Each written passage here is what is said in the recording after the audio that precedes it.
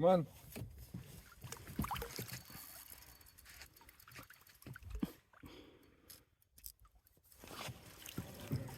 Another dandy. Okay, right next. I look at Oregon trout fishing on Facebook, and there seems to be a number of people that come on there, and they would like advice about trout fishing, where to go, how to go, that type of thing. So I thought I'd start out by showing you a few basic knots that would be good for any kind of trout fishing that you're going to do in Oregon. If you're especially stillwater trout fishing on small ponds and lakes and things like that with kids. You can also use some of these knots when you're fishing in the rivers. The first one I'd like to show you is just a basic overhand surgeon's loop. You double your line back, make a loop, pass your line through the loop twice, and tighten your knot. Now whenever you're tying knots like this or any other kind of knot, you always want to get the line wet before you tighten them up all the way, because the action of tightening that knot with the line rubbing against one another will actually melt some of those lines and weaken your knot and your line. So we're going to take that apart. And the next knot I'll show you is called a Palomar knot. And we're going to pretend this is a hook or a swivel. And I have a swivel here someplace that I will show you. That would be a swivel, and that's what we would use with our line. And we're going to pretend this is one of those. So we're going to put our line through the eye of the swivel. Pull, I usually pull about a foot or so out. And then you go back through the eye of your swivel. So it should look like this. And then we're going to go back to the overhand knot. One time through. And then we're going to put our swivel through this loop that we made on the overhand knot. And then we'll tighten it down. And there again, make sure you get it wet before you tighten it down. And that'll be a Palomar knot, it's called. And we'll use that to attach hooks and swivels, etc., to our main line or leaders or whatever we're doing. Okay, the next knot I want to show you, this will probably be the last one, will be a clinch knot. You put your line through your swivel or your hook or whatever you want to tie on, and you bring the line back over onto itself, and then you wrap your tag end of your line around your main line. Then you go back through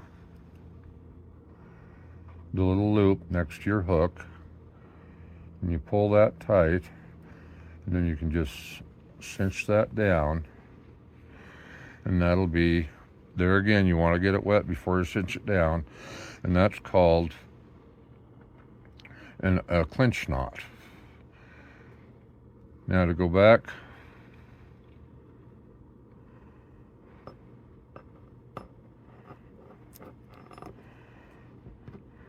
to the beginning, and with lighter leaders, I usually use 4 to 6 pound leaders. You'll start out the same way. You'll put the end of your leader through your eye of your hook or your swivel. Then you will come around.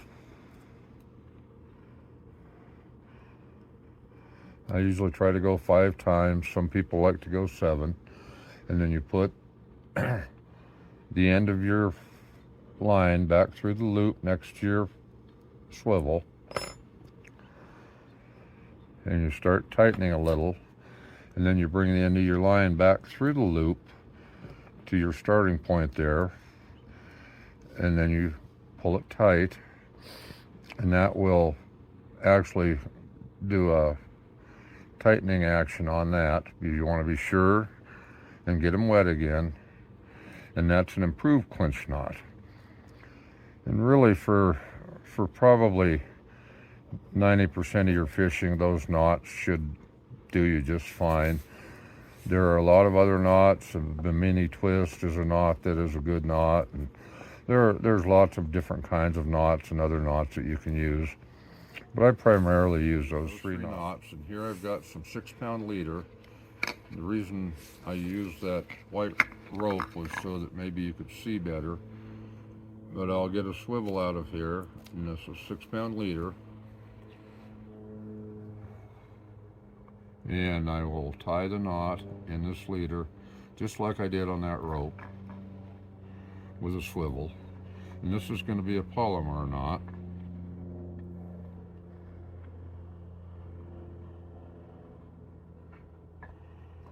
Pull it through so you've got your tag end and your main line. And we're going to tie, maybe, we're going to tie the overhand loop.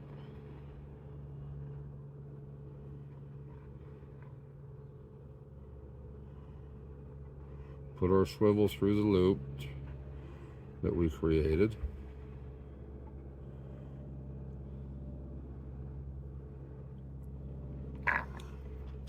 Get it wet, and then you'll tighten it down. And that's what you end up with for a knot.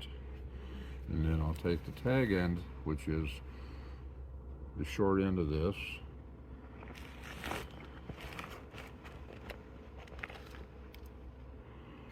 and trim it down.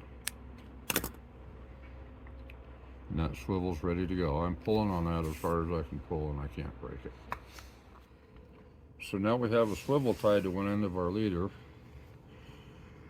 and now we're going to tie a hook to the other end. And we're going to do the same thing with the hook that we did with the swivel. We're going to thread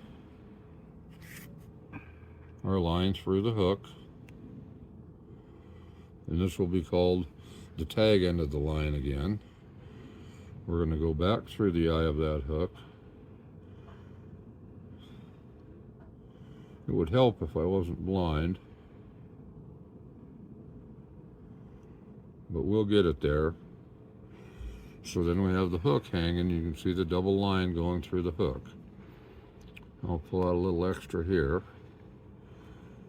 and then we're going to do the simple overhand knot that we did with the white rope.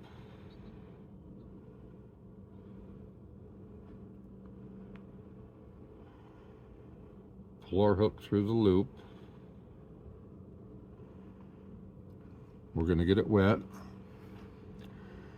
and tighten our knot. And then we have just constructed about a 4-foot leader. Trim the end, and we have about maybe a 3.5-foot leader, all ready to go fishing. All you have to do is tie this to your main line, either using a polymer knot like I just did, and then you pull everything through, or hook it to a snap swivel.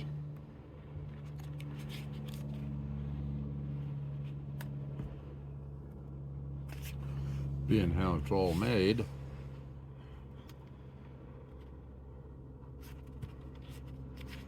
you can see I've got a lot of hooks on here. And these hooks, most of them have 5-foot leaders on them. And this is a pipe insulator that I got at the hardware store and cut into pieces this length. And I'll wrap that hook around there and that leader around there. And it's ready to go.